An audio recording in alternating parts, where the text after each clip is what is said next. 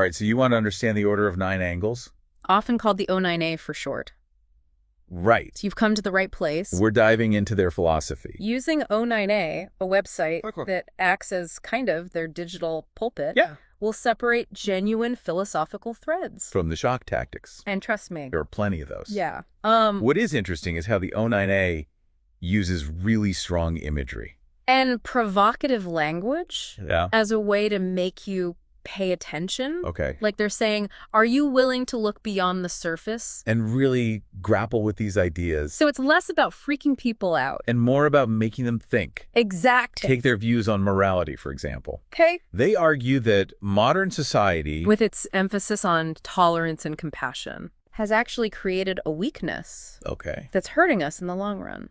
Interesting. So how does that line of thinking actually play out? In their worldview, They point to cases. Like that of Dr. Dale Cavaness. Okay. This seemingly compassionate doctor. Who ended up murdering his own sons for insurance money. Oh, wow. The O9A would argue that this case really reveals the danger of prioritizing kind of good intentions over tangible outcomes. So it's less about judging someone's inherent goodness. And more about analyzing the impact of their actions. Exactly. They argue that focusing solely on intentions allows for manipulation and hypocrisy. They'd say true morality is determined by the consequences of our actions. Not just the thoughts behind them.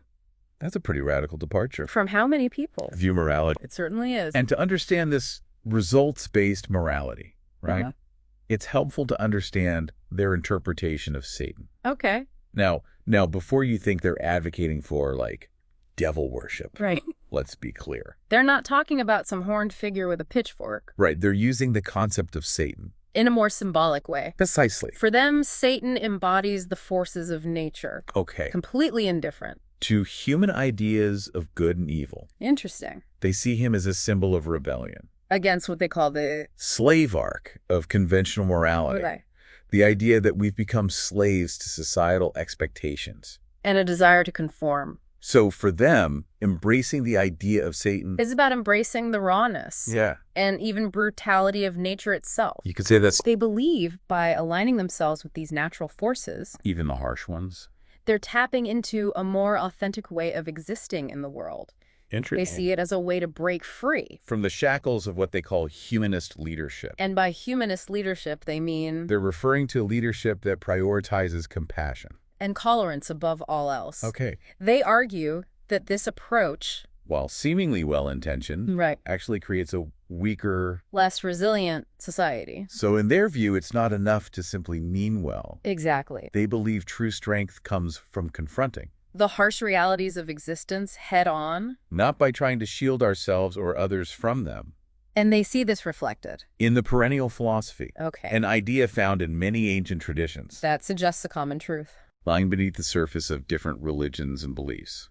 Okay, now we're getting into some deeper philosophical waters. What exactly is this perennial philosophy? And how does it connect to the O9A? The perennial philosophy suggests that there's this core truth about the universe that exists across different cultures and spiritualities. And the O9A interprets this truth as being pretty stark. Okay. The universe doesn't care about our human ideas of good and evil. So similar to their view of Satan as a force of nature. Right. This perennial philosophy is all about acknowledging this largest indifferent universe beyond our own moral codes. You got it. The O9A would say that aligning yourself with this natural order, even if it seems harsh, is more authentic than clinging to these comfortable illusions. They see this perennial philosophy as justification. For their lex talionis. Okay. The law of Talion. Right, an eye for an eye. You might know it better as an eye for an eye, yeah. That ancient code of justice.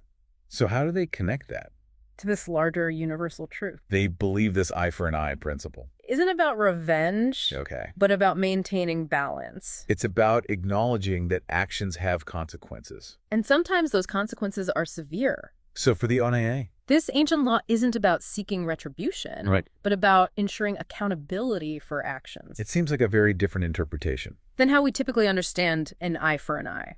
Definitely. The O9A views the law of Talion as a way to weed out weakness. And encourage strength. Okay. Now, before you jump to conclusions... it's important to clarify what they mean by strength. Okay, because promoting strength without understanding what it means can definitely lead down a dangerous path. So how does the O9A define strength in this context? So we're talking about strength, but not necessarily physical strength, right? Right. What kind of strength are they really advocating for? You're right. It's not about brute force for the O9A.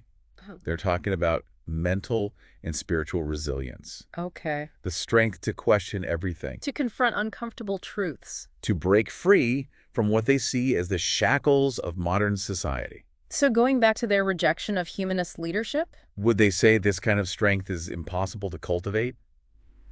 In a society that values compassion and tolerance.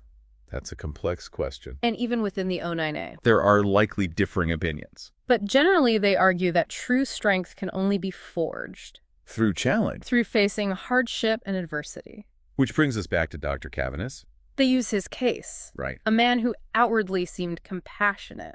To point out the potential for manipulation and hypocrisy. When intentions are valued over outcomes, exactly, they would argue that a society focused solely on good intentions can blindly empower those who would exploit that for their own gain. As Cavaness did. So where does that leave us?